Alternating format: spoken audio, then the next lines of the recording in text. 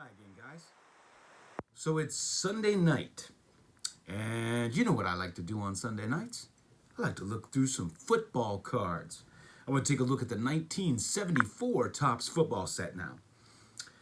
So the Topps football set was kind of unique in a few different ways. First of all, here's the Roger Staubach, and you can see that there's an image inside of a goalpost. So that's the design of the 74 Topps. They also had these All-Pro cards. Now, interestingly, if they made an All-Pro card, they didn't make a regular card, which is kind of unique for Topps.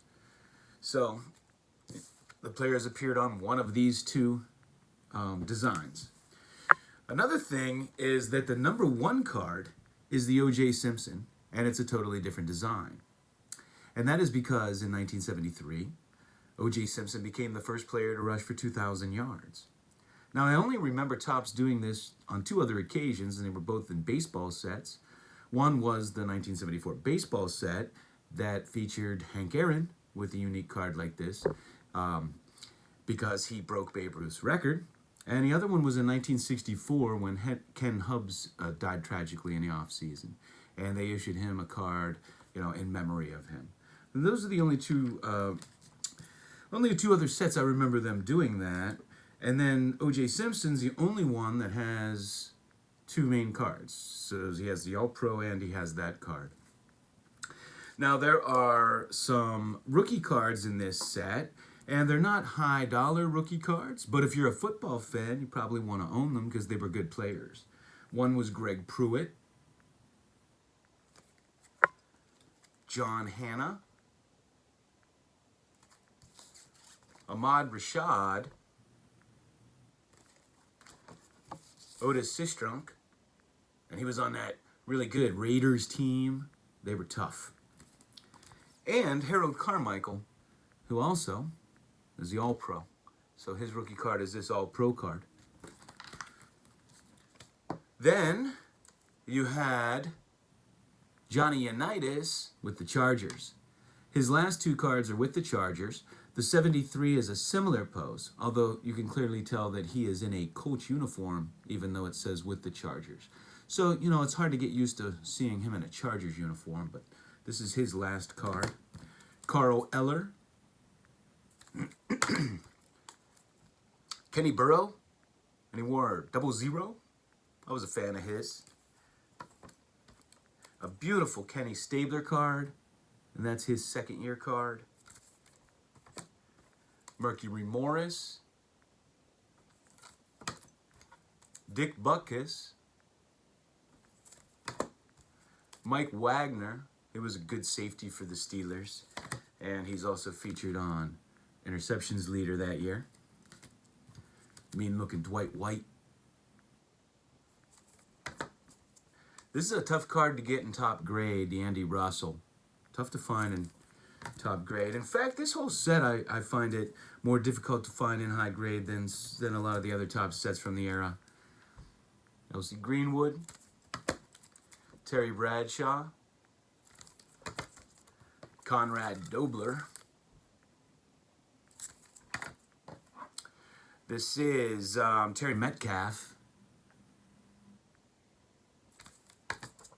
Fred Dreyer,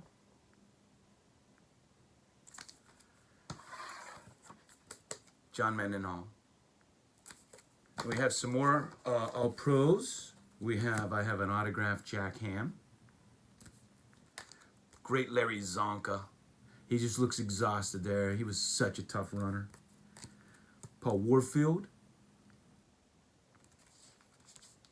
Larry Little.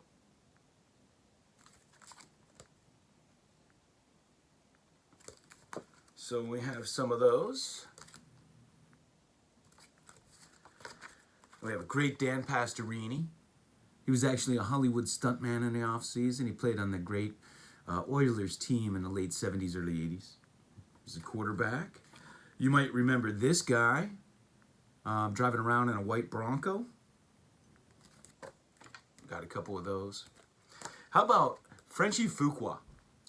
You know, during the disco era, he used to wear glass platform shoes with live goldfish in them. On one Monday night, he rushed for over 200 yards, so he wasn't a bad running back. They also had these team checklists, and these were unnumbered, but they were inserted with the cards. Here's Steve Spurrier, Bullet Bob Hayes, Lyle Zato, Freddie Bolitnikoff, Bob Greasy. There we go. 73 rushing leaders.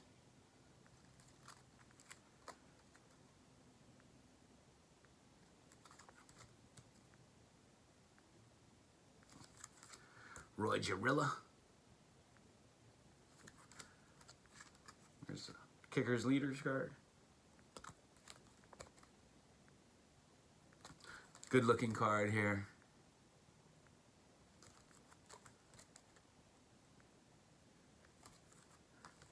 This is a good looking card too.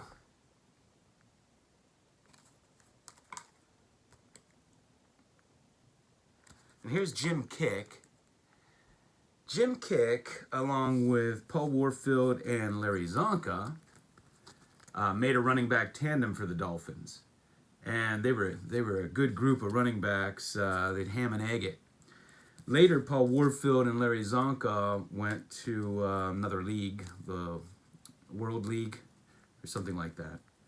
I had mentioned on another video, they signed with another league, and when Larry Zonka wanted to go back to the Dolphins wouldn't sign him because they were still mad, so he signed with the Giants. He eventually did go back to the Dolphins later.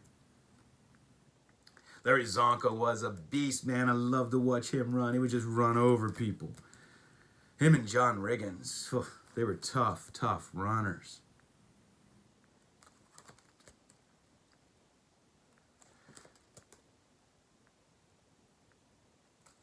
I didn't have a lot of these cards growing up. Got most of them later on in life. They called him Spider.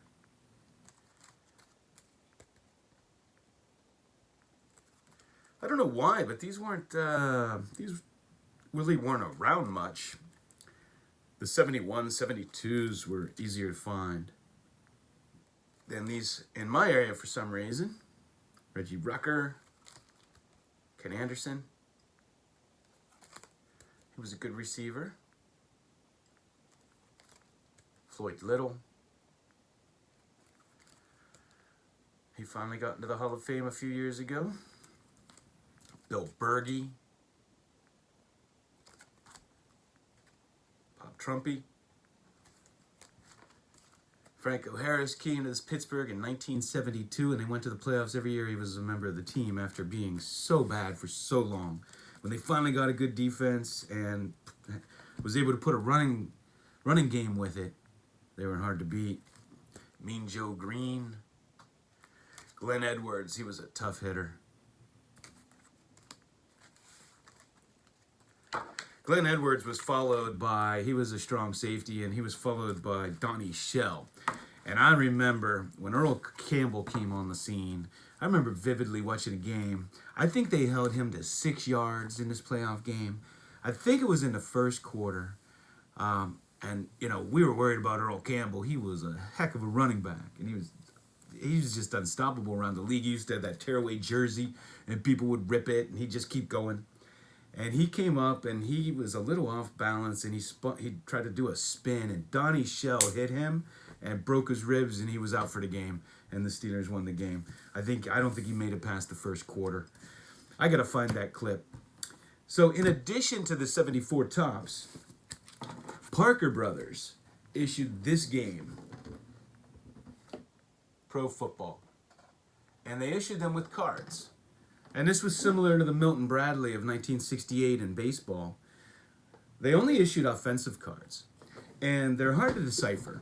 They have the same numbers as the regular tops. A few of the cards have a different image, and the rest of them you can basically tell from my understanding they have a 1972 stat line, and that's how you can decipher the Parker Brothers cards from the regular tops. There was only one rookie card in the Parker Parker Brothers edition, and that was the Greg Pruitt. There was a total of 50 cards. This is the set here. And I'll show you the main players. Like I said, they were only offensive players, and they lacked a lot of the top players of the time. No Roger Staubach, no OJ, no Terry Bradshaw. No, so I don't know. I don't know where they came up with these particular players, but these are the Parker Brothers cards.